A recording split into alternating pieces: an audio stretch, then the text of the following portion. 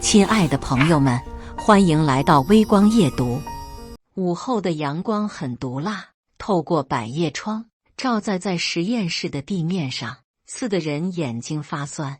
空气里弥漫着烘香散发的浓重塑料味和金属机油味，闻起来非常难受。在这样的环境下工作，若是常人早就忍受不住了，但我还在坚持，因为马上就要发项目奖金了。这是一个大项目，付出的辛苦不用说，听说奖金不少，所以我一直干劲满满，就指望他还房贷了。此时，我正在电脑前做着最后的性能分析报告，耳边传来一阵熟悉的脚步声。我抬头一看，果然是王经理。他穿着深灰西装，一只手插在裤兜里，另一只手提着一叠牛皮纸信封，嘴角永远挂着那种似笑非笑的表情。大家辛苦了啊！他用略带沙哑的嗓音拉长音调。项目奖金发下来了。几个同事听到后立刻抬头，我听了在心中一喜，等了3年，终于等到了。这是3年前与某高校合作的大项目，主攻高性能塑料配方研发、试产、调试、验证，每一步都很艰辛。好在最后成功了，不仅客户满意，还拿下了一个行业奖。合同里明明白白写着，项目完结按成果等级发放18万元奖金，主研分得60%，换算下来，我至少也该有10万。王经理走到我面前，把信封往桌上一放，手指轻轻敲了2下。林工，这是你的。我伸手接过，明显感觉到不对劲，这分量太轻了。我连忙拆开一看，一股凉意从脊背窜上来，怎么才3000？我抬起头盯着他，王经理，是不是发错了？他眉毛动了动，但很快恢复笑容。没错，就是3000。公司最近效益不太好，大家要体谅一下嘛。可合同里，我压低声音，他用力拍了拍我肩膀，年轻人别太死板。公司有难处，大家都体谅下。等下个项目我一定帮你们多争取些。我想说话，他已经转身离开，笑着走向下一个人，嘴里还寒暄辛苦辛苦。手里的信封像块烫手的铁，我的手指不由自主地收紧。我脑子里闪过老婆抱着刚出生的孩子在病房笑的样子，又闪过银行卡里那可怜的余额和月底等着扣款的房贷账单。我深吸一口气后强压心头怒火，犹豫一番后才把信封塞进抽屉。不争不代表认输。回到家里，我没有将此事告诉妻子，因为我怕她担心，只是说项目延期，奖金可能会过一段时间才发下来。妻子很温柔，对我很体贴，他笑了笑，叫我多注意休息，钱都是身外之物，只要够花就行。我听了很感动，同时右手不由自主紧握，发誓要讨回属于我的奖金。当天晚上，我深思良久，直到嘴角浮现一抹淡淡的笑意后才睡下。第2天上班，我装作什么都没发生，相反，在工作上我愈发拼命。别人加班到8点，我咬牙坚持到10点。别人能拖到下周的试验，我2天就交差。王经理看在眼里，对我不住点头，鼓励我好好干，他会给我争取一个提干名额。我听了连忙言谢，说自己一定不会辜负领导的信任。配方研发是个细活，比例哪怕差上0点几个百分点，成品性能就会有很大的差异，所以我做事异常谨慎。此外，虽然工作很忙，但我还自告奋勇去跑供应商，解决原料延迟的问题。甚至有一次，周末凌晨2点，实验室的烘箱突然报警，那时我已经进入梦乡，接到电话后，我毫不犹豫赶过去，把温控器重新调试好。第二天，王经理在例会上当众夸我是学习的榜样，同事们看着我，有人钦佩，有人摇头。小李悄悄问我：“你不气啊？奖金的事就这么算了？”我笑了笑，气有什么用？日子得照过。他没看见的是，我捏着笔的指节已经泛白。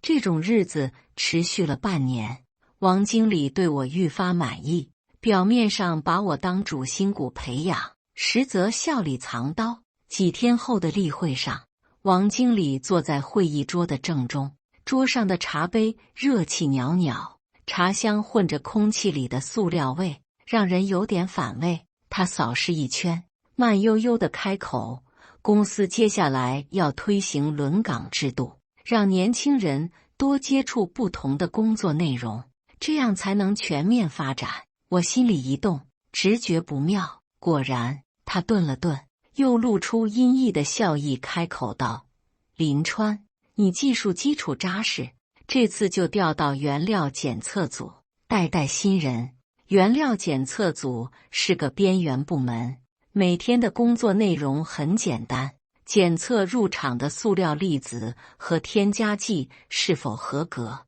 既不涉及配方研发，也碰不到项目核心。我微微皱眉：“王经理，配方组那边的几个项目还没完成呢。”他摆手打断我：“你放心，我会让老刘接手。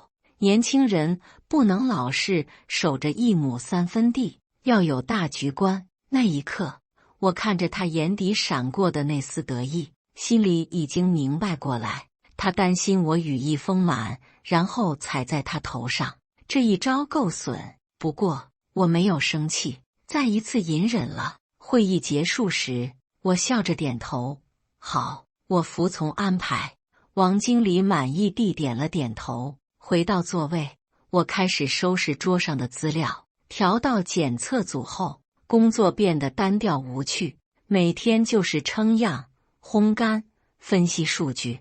同事们背地里纷纷替我抱不平。小李来找我：“林哥，你就这么算了？”我笑了笑，一切听从领导安排。他叹气后愤愤地走了。望着他远去的背影，我嘴角浮现一抹淡淡的笑意。几天后的早上，我走进办公室，把一封打印好的辞职信轻轻放在王经理桌上。他正低头看文件，抬眼看到信，愣了一秒，然后笑了：“怎么想到辞职？外面有人挖你，想换个环境。”我平静地说。他靠在椅背上，双手交叉放在胸前。年轻人出去闯闯也好，不过记得常联系。语气里带着一种居高临下的笃定，好像认定我出去后会混得不如现在。我只是笑笑，没有解释。离职手续办得很快，我把所有电脑文件、实验记录、样品报告都整整齐齐交上去。收拾好东西，我背着双肩包走出厂门。阳光有些刺眼，厂区外的风吹过脸颊，我的心情无比舒坦。经过停车场时，我看见王经理正跟人说话，神情轻松。他甚至冲我摆了摆手，像是在嘲笑我，又像是在诅咒我要失业。我微微一笑，并没有说话。离开工厂后的头几周，我并没有急着找工作。妻子一如既往体谅我，叫我先在家好好休息。那一刻，不知为何，我眼泪在不住翻滚。我紧握拳头，发誓要让妻子过上好日子。此后几天，我每天陪妻子去菜市场买菜，周末了带孩子在小区花园玩。小区的邻居得知我失业后，纷纷在背后议论我。面对闲言闲语，我并不生气，因为我有一种预感，机会马上就要来了。几天后的一个傍晚，我正和妻子在厨房摘菜，手机突然震动。果然，我的直觉应验了，来电显示是个陌生号码。我还没开口，对方就火急火燎开口道：“林哥，是我，小李，你那高耐冲配方出大问题了。”我皱了皱眉：“什么问题？”小批量试产时还好，可一上大线，性能直接掉到指标线以下。我们试了3天，怎么调都不行。客户那边已经炸了。电话那头传来嘈杂的背景声，我听到有人焦急地在大喊：“快快快，把这批停了！”我抬眼看了看窗外的暮色，心里涌起一丝冷笑。电话刚挂不久，又一个陌生号码打来，是董事长的秘书，声音客气却带着急切：“林工，董事长想请您回厂看看，您方便吗？”我淡淡道：“我已经离职了。”他一愣，急忙补充：“这次真的很急，客户已经下了最后通牒，如果1周内解决不了，就按合同赔违约金300万。”我没有直接答应，只说：“我最近挺忙的。”据小李后来跟我说，那几天厂里一片乱象，王经理亲自带队在车间救火，调试温度，延长搅拌时间，甚至换了3批原料，可成品依旧差那么一点，永远过不了质检。客户天天打电话催货，最后一次甚至直接威胁：“再拖1天，我们就换供应商。”王经理急得像热锅上的蚂蚁，却死活找不到问题出在哪。因为我对配方动了手脚，半年前，我悄无声息地掌握了3个配方，这些配方都涉及到了高耐冲、低温韧性、透明阻燃等关键性能的调控。最主要一点，这3个配方的开发周期长，技术难度高，调试过程几乎全是我一人完成。换句话说，只要我不点头，没人能在短时间内复现它们。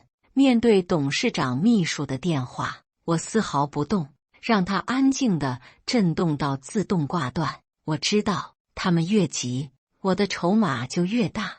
猎物被困在陷阱里时，不用你追，他也会自己回来求你。第3天傍晚，天色刚暗下来，门铃响了。我抱着刚洗完澡，还带着奶香的孩子去开门。门一开，站在那的竟是董事长。他平时总是一身笔挺的西装，梳得一丝不苟的头发，如今外套却有些皱，领带松开了2格，额头冒着细汗，整个人看起来很疲惫。林川，打扰了。他一进门，目光就忍不住扫向客厅的茶几，像是找一个能坐下谈的地方。我示意他坐沙发，自己抱着孩子在一旁的摇椅上坐下。这次公司是真的遇到难关了，他没有绕圈子。高耐冲配方的大订单，你是清楚的，客户已经发了最后通牒，1周内解决，否则赔300万。我静静地听着，手里轻轻拍着孩子的后背。我知道你离职是有原因的。他叹了口气，可不管怎样，这配方是你开发的，现在只有你能解决，你帮忙，多少钱都好说。我淡淡的摇头，不是钱的问题。他的眉头皱了起来。那你说，是因为什么？有些事，不是一句帮忙就能翻篇的。我看着他，语气不急不缓。3000块的奖金，我记得很清楚。董事长沉默了一瞬，像是想起了什么，目光闪了闪。好，是我们管理上的问题。他语气愈发柔和。你开条件吧，只要我能做到的，绝不含糊。我抱着孩子起身，把他送进卧室，交给妻子，然后回来坐到董事长对面，身体微微前倾。我要回去，而且直接担任研发部负责人，不受王经理的管理。他盯着我，几秒后，他咬牙点头，成交。走到门口送他时，他停下脚步，看着我：“你真有把握3天内解决？”我笑了笑，我自己研发的东西，当然有把握解决。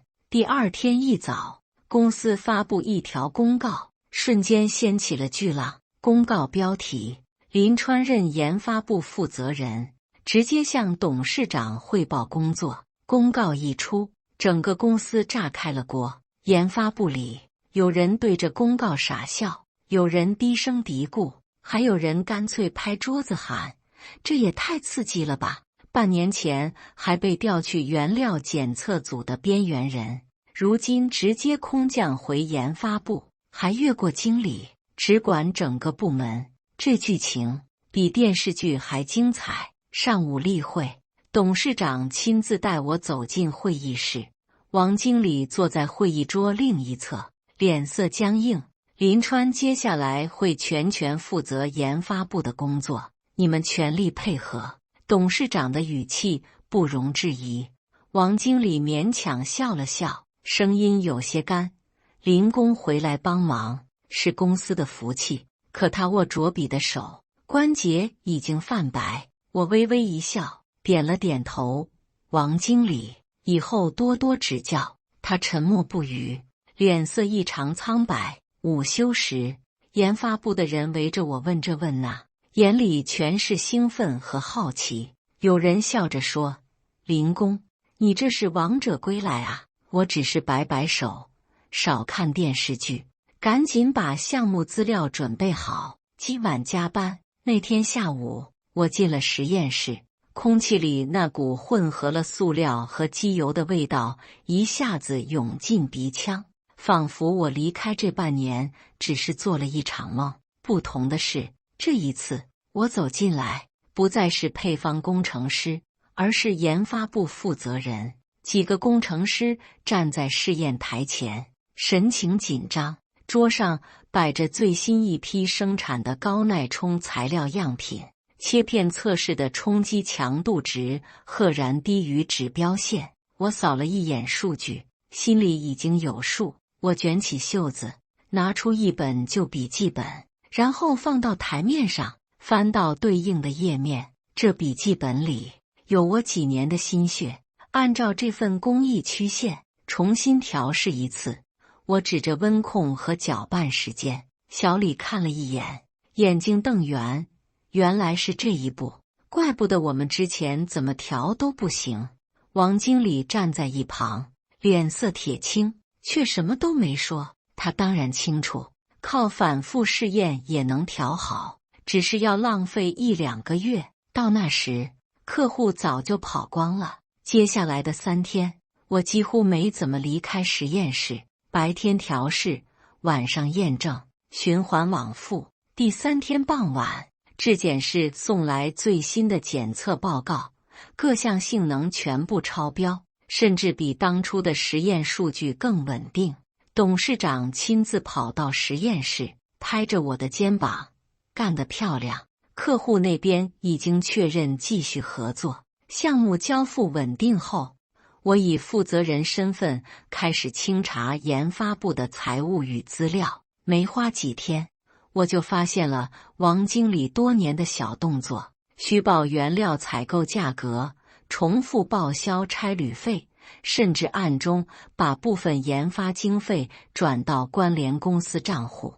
我把所有证据整理成一份厚厚的报告，递到董事长手里。看完后，他沉着脸，只说了一句：你放心处理。1周后，公司公告，王某调任仓储管理部副经理，负责原料仓储及物流工作。消息一出，整个公司沸腾，从研发部一言九鼎的经理，到仓库看库存，这落差比辞退还狠。那天午休时，我经过仓储办公室，王经理正低头整理单据，听到脚步声，他抬头看了我一眼，眼神里有复杂，有愤恨，也有一丝说不清的惧意。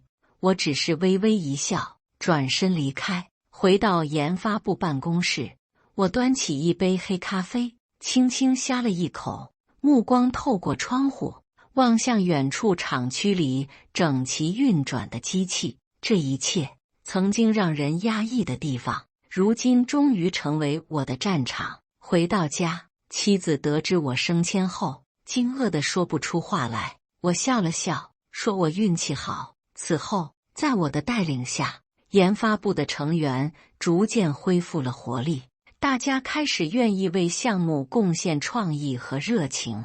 那种被信任和尊重的感觉，像是一场久旱后的甘霖，滋润着每个人的心田。而我也终于露出了开心的笑容。接下来是我们本期第2个故事，记得点击订阅并开启小铃铛。因刮蹭老总的车被开除，我心一横，有了妙计。3年后，老总亲自找上门。6月的午后，烈日高照，车窗外的柏油路反着光，有些晃眼。我降低了行驶速度，一边打着方向盘，一边心想，等这个项目结项，我就可以升职了。我叫李浩，25岁，是昊天科技公司技术部的骨干。入职3年，我勤勤恳恳，任劳任怨。我相信是金子总会发光，付出就会有回报。公司评选技术骨干时，我信心满满，因为开会时我偷听到领导私下议论，李浩这个小伙子年轻，有拼劲，还谦虚，前途无量啊。那一刻，我特别开心，因为一旦评选技术骨干，升职就是板上钉钉的事。谁能想到，一场小小的刮蹭能让我从天堂跌到了地狱。那天我加班到晚上9点，昏黄的路灯下，我的那辆2手高尔夫孤零零地停在角落。车子虽然旧了些，但我挺喜欢它的，因为这是我自己赚钱买的。车刚发动，手机响了，是同事小王打来的。李哥，听说你升职的事定了，部门经理亲口夸你呢。我笑了笑，压低声音说，别瞎说，还8字没一撇呢，小心被刘天那个小子听到。怕他干嘛？他那点伎俩谁不知道，靠拍马屁上位的。电话那头传来一阵嘲讽笑声，我没再说话。对刘天这个人，我向来警惕。他和我同一届入职，但仗着家里有点关系，总喜欢踩我抬自己。这几年，他没少在背后搞小动作，让我吃了些苦头。我叹了口气，把车倒出车位。就在这时，吱，一个不大的刮蹭声，把我的心提到了嗓子眼。我一脚踩下刹车，下车一看，昏暗灯光下，细长的划痕格外刺眼。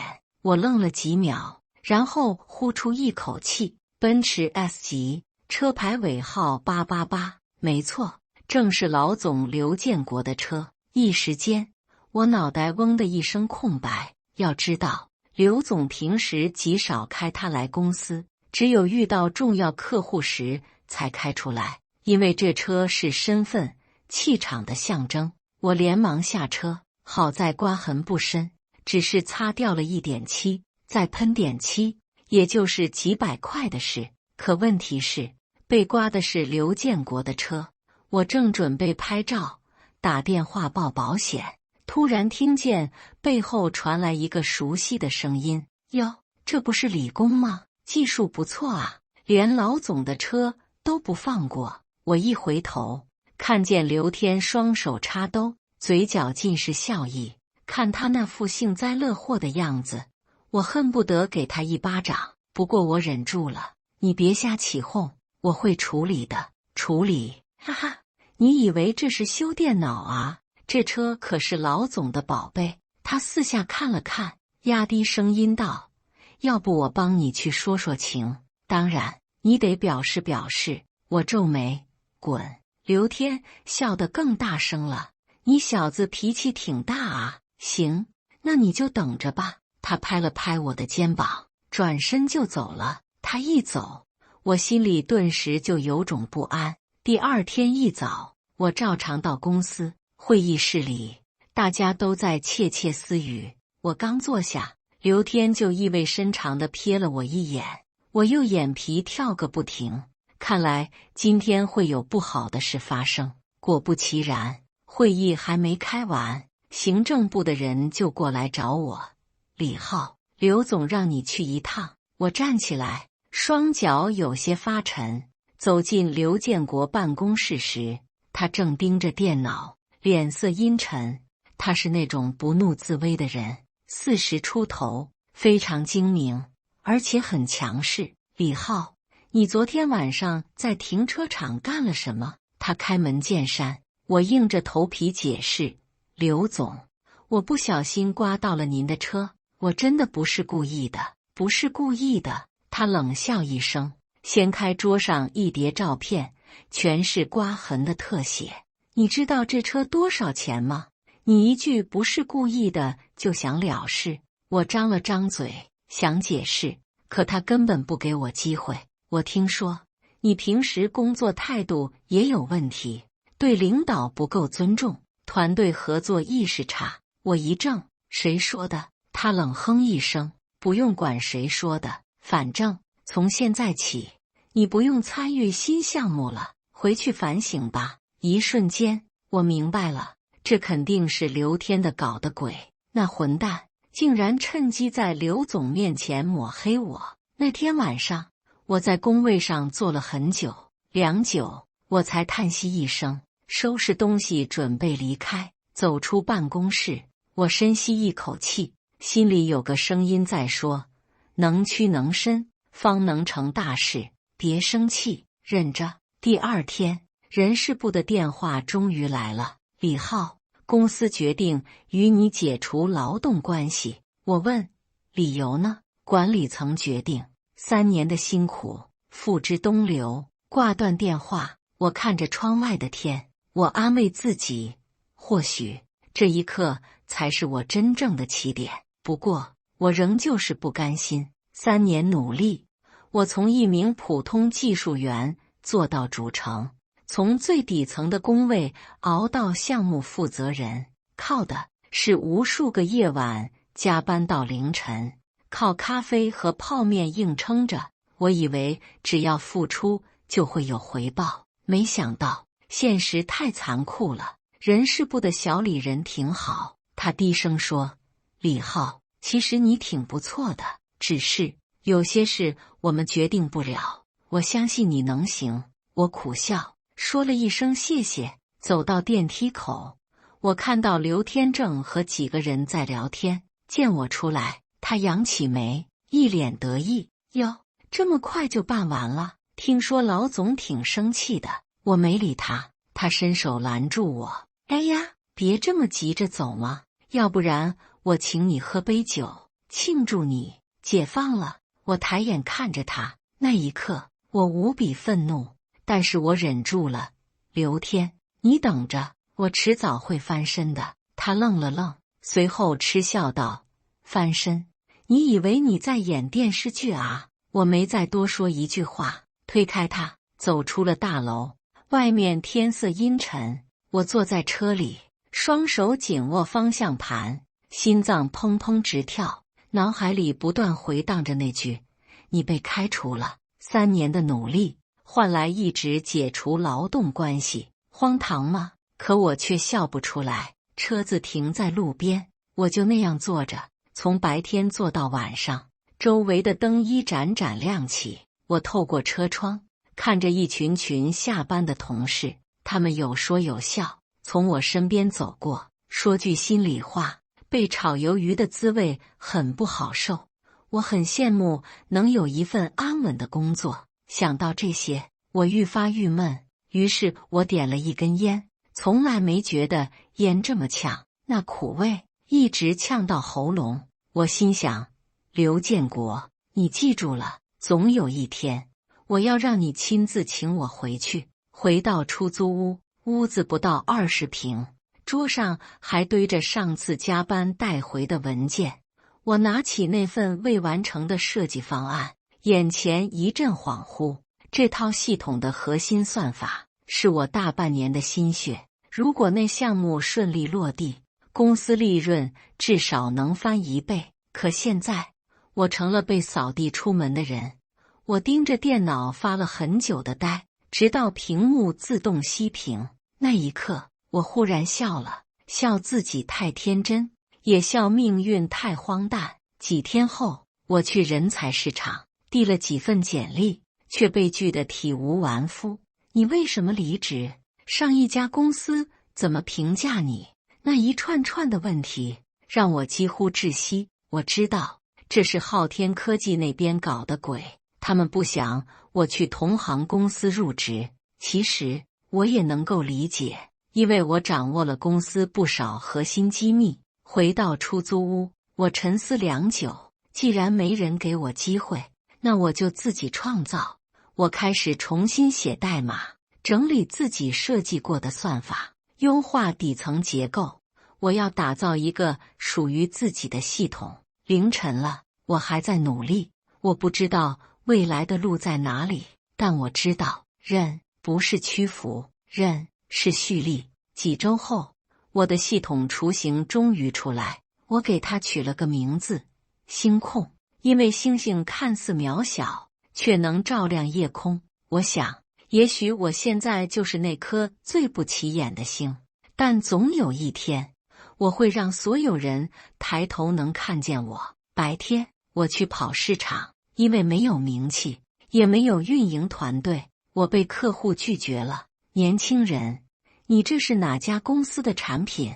自己做的？没听说过。我知道他们拒绝，是不相信我。一个被公司开除的年轻人，没有团队，能做出什么好产品？可我不放弃，把所有的精力都用在系统升级改进上。3个月下来，我瘦了8斤。终于，系统成功升级，从一个简单的家居控制平台，变成了可以整合照明、安全、语音控制的智能核心模块。转机出现在第4个月。那天，我去参加一个智能家居展览，我带着一台笔记本和一个样机，厚着脸皮挤到一个地产开发商的展区前。你好，我想给您展示一个系统。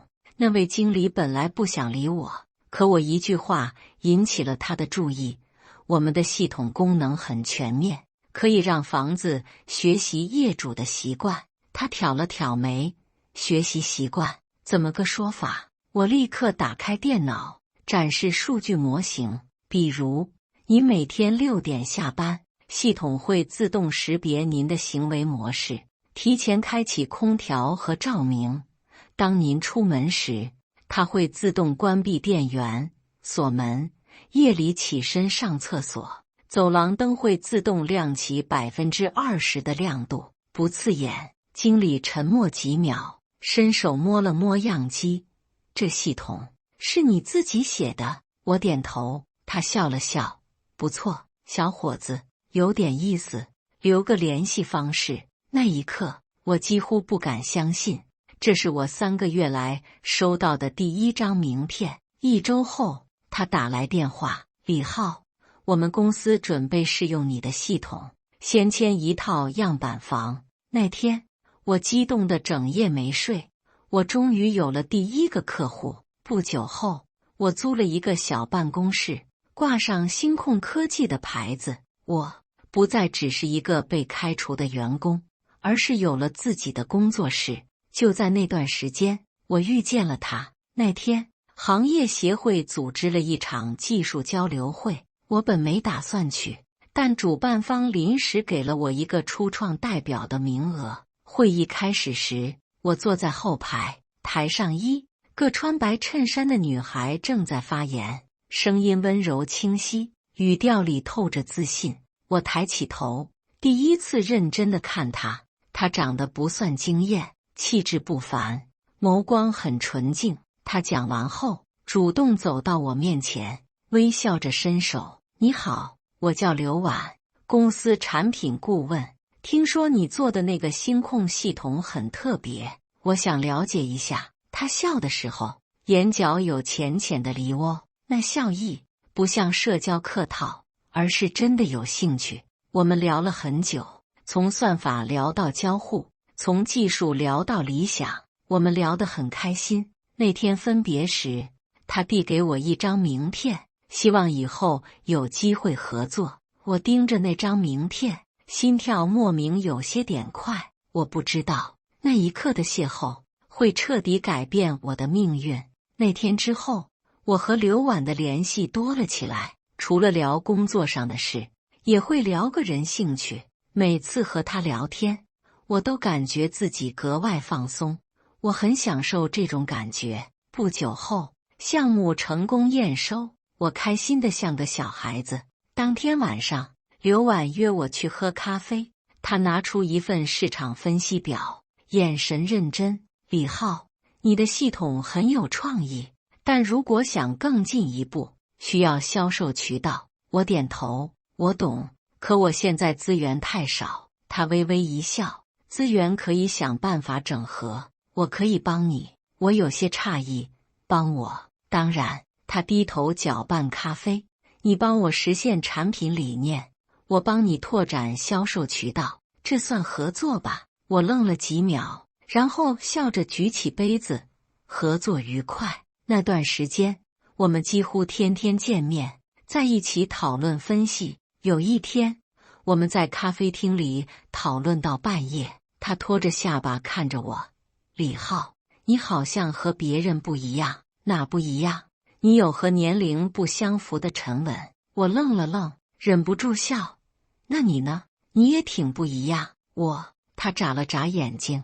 我就是个喜欢折腾的女孩。那一刻，灯光很暖，我忽然有点分不清，是咖啡太苦，还是心跳太快。不久后，星控迎来了第二次机会。1个月后，我们的系统被一家房地产集团采用。那天，他激动地拉着我跑去河边庆祝。李浩，你知道吗？我一直都相信你能行。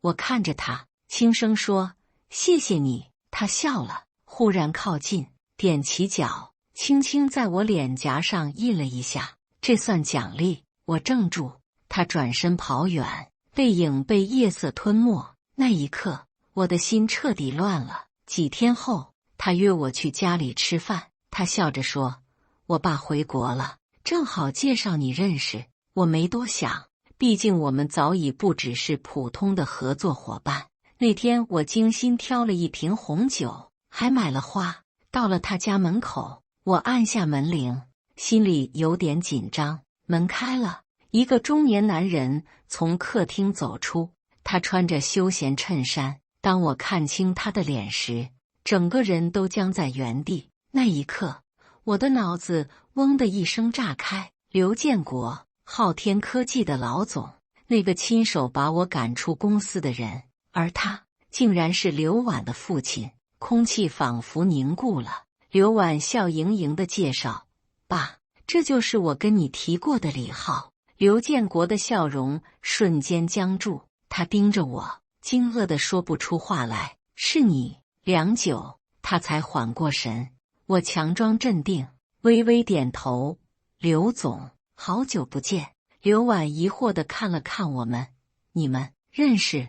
刘建国没回答，只冷冷地道：“吃饭吧。”气氛尴尬至极。刘婉还在开心地说着：“爸，李浩的系统很厉害，已经得到大客户的认可。下个月我们打算扩大团队呢。”刘建国只是淡淡嗯了一声，连筷子都没怎么动。吃完饭，他借口想聊两句，让我去了书房。他关上门，声音骤然变冷：“李浩，我不管你现在混得怎么样，我只有一个要求，离我女儿远点。”我看着他，沉默几秒，语气平静：“刘总，我和婉婉是真心的。”“真心？”他冷笑一声：“你是想报复我吧？先刮我车，现在想泡我女儿。”我深吸一口气：“您多想了。”刘建国眼神阴沉：“我最后说一遍，离他远点，否则别怪我不客气。”我迎上他的目光，淡淡道：“那就走着瞧。”我推门走出书房时，刘婉正端着水果走来。他看到我脸色不对，皱了皱眉：“怎么了？”我笑了笑，摇头：“没事，你爸只是对我有点不满意。”他怔了一下，眼神里闪过一丝歉意：“他性子急，你别放在心上。我点点头，却没说话。那顿饭后，我心里隐隐有些不安，总感觉会有不好的事发生。果不其然，没过几天，我接到一个客户电话，原本那是一个已经谈好的项目，突然被告知，抱歉，公司高层决定更换合作方。我问原因，客户支支吾吾，最后只丢下一句：上面意思我很清楚。上面是谁？昊天科技，刘建国。显然他在暗中出手，想逼我退。那段时间我忙得焦头烂额，新客户被挖走，旧客户观望不前，投资人迟迟不敢打款。晚上刘婉来找我，他轻轻敲门，手里提着一袋外卖。你又没吃饭吧？我抬头看见他那双担忧的眼睛，喉咙哽了一下。还好，他把饭放下，坐在我旁边，看着屏幕上一堆红色报错。是不是遇到麻烦事了？我沉默了一会儿，没有回答。他伸出手，轻轻搭在我手背上。李浩，你放心，我会一如既往支持你。听到他这句话，我放下心来，表示自己不会放弃。几天后，我收到一个陌生号码的电话。李浩，我是刘建国。我微微一愣，语气冷淡。刘总，有事？听说你最近的项目不太顺，托您的福。我淡淡道。电话那头沉默几秒，刘建国低声说：我可以让你重新回昊天，条件是离开我女儿。我笑了。刘总，我现在已经不需要您的施舍。他冷哼一声：年轻人，不要太自信，你以为凭你一个人就能跟我斗？我没有说话，直接挂断了电话。第二天，公司收到举报邮件，说我们涉嫌侵犯昊天科技的知识产权。我看着那封举报信，笑了。果然，他动真格的了。我立刻召回所有技术文档，一一核对，整个系统是我独立重写的，不存在任何侵权。不过，他关系网很强大，只要他放风，投资人就会犹豫。很快，项目资金被冻结。那一刻，我几乎又回到了3年前的那天，陷入了绝望中。那晚，刘婉来了，她一进门就哭了。李浩，我爸不然我们来往。我抬头看他，不知道如何作答。我心里自然很想和他继续下去，但是感情的事勉强不了。突然，他激动地抓住我的手：我爱你。不管他同不同意，我怔住了。他的眼泪顺着脸颊滑下，打湿了我的手背。那一刻，我感动得泪流满面。我用力抱住他：对不起，让你跟着我受委屈了。他摇头：不，我不怕。那晚，他一直靠在我怀里。几天后，他突然说要去出差，我没多想，只是叮嘱他注意安全。不久后，他给我发来一条短信：李浩，我怀孕了。我盯着那行字，愣神了2分钟。我拨通电话，他的声音有点颤：我本来想当面告诉你，可我怕你乱了阵脚。我深吸一口气：婉婉，你在哪？我来找你。李浩，不行，我爸已经知道了，他在气头上。他话还没说完，电话那头传来刘建国怒吼的声音：把手机给我。然后通话中断。我整夜没睡，脑子里只有一个念头：去找他。第二天一早，我去了刘家别墅，门口的保安把我拦下：刘总吩咐过，不让你进去。我死死盯着那扇门，声音沙哑：告诉他，我只想见刘婉一面。没多久，大门开了，刘建国站在门口，神情冷峻，语气比冰还冷：李浩，你还真敢来？我必须来。我压低声音：婉婉怀孕了，她需要我。刘建国盯着我，咬紧牙关：李浩，你这是自找死路，滚，越远越好。我迎着他的目光，声音低沉：不论你信不信，我对婉儿是真心的。他气坏了，狠狠把门一关。回去的路上，我冷笑：3年前他开除我，我忍了；3年后他动手打压我，我也忍了。但这一次，我怎么也不能忍，因为我和刘婉儿是真心的，更何况他肚里还有我的孩子。为了取得刘建国信任，我开始查昊天科技的项目动向。很快，我发现一个漏洞，他们最近拿下了一个智慧园区项目，项目不小，却进展缓慢。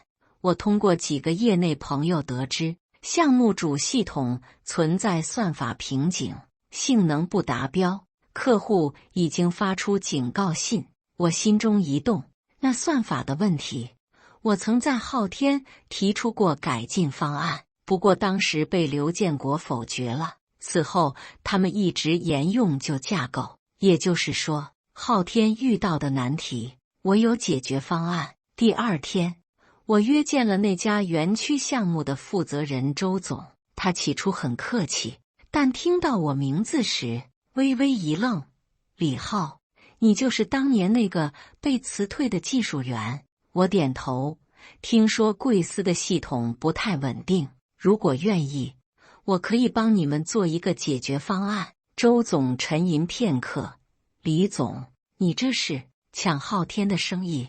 我笑了笑：“李总多虑了，我只是帮客户解决问题。”他看着我，思索良久，终于点头：“那你试试吧，我只要结果。”接下来的1周，我几乎没合眼，重新建模、测试、系统优化。第8天凌晨，系统终于稳定运行，性能比原来提升了3倍。我给周总发了一条信息，几小时后他回电，声音激动：“李总，方案通过了，董事会决定终止和昊天的合作，改和你合作。”我笑了，那种畅快是压抑太久的释放。谢谢信任。第2天，昊天科技炸了锅，智慧园区项目终止，股价应声下跌。媒体开始追踪报道，刘建国被逼得焦头烂额。与此同时，我公司声名鹊起，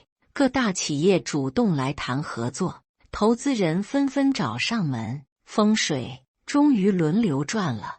我本以为刘建国会继续死撑，没想到3天后他上门了。那天我正在公司开会，前台突然打电话上来说：“李总，有位刘建国先生要见您。”会议室瞬间安静，几个同事面面相觑。我深吸一口气，淡淡说：“请他进来。”刘建国走进来的那一刻，整间办公室都安静了。他穿着灰色西装，神情憔悴，眼神复杂。我站起来，微微一笑：“刘总，好久不见。”他看了我一眼，声音低沉：“李浩，这次我来求你帮个忙。”“刘总，您客气了，请坐。”他坐下，沉默了好一会儿，终于开口：“昊天的系统现在一团糟，客户催得紧。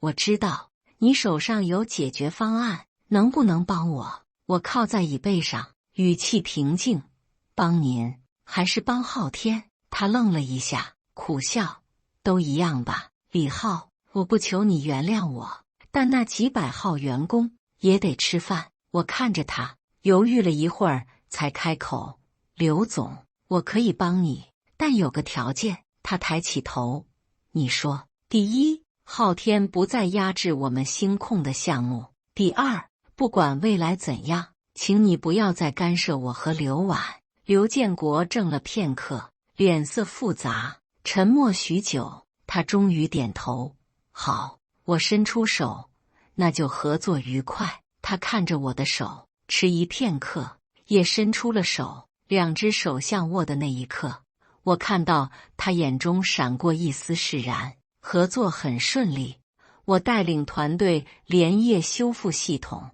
项目顺利上线。刘建国在发布会上公开感谢我，当着媒体的面，他说：“年轻人能有这样的坚持与胸怀，是我们学习的榜样。”掌声响起，我站在台下，看着他，心里五味杂陈。发布会结束后，刘婉悄悄走到后台，她穿着浅色连衣裙，眼神温柔。我爸他是不是来找过你？我笑了笑，他同意我们在一起了。他轻轻松了口气，随即拉起我的手。李浩，谢谢你。谢什么？谢谢你没放弃我。我看着他微微隆起的小腹，笑着说，我答应过会保护你们的。他眼里闪着泪光，忽然踮起脚，轻轻吻了我一下。那一刻，所有的委屈、愤怒、挣扎都在那一刻化成平静。后来，星控与昊天合作的不错，刘建国退居幕后，把更多事务交给了刘婉，而我，爱情和事业双丰收。感谢大家的观看，本期故事精彩吗？欢迎大家在下方评论区吐槽。如果你喜欢这类故事，记得点击订阅微光夜读，并分享给更多的人，这会对我帮助很大。再次感谢大家的观看。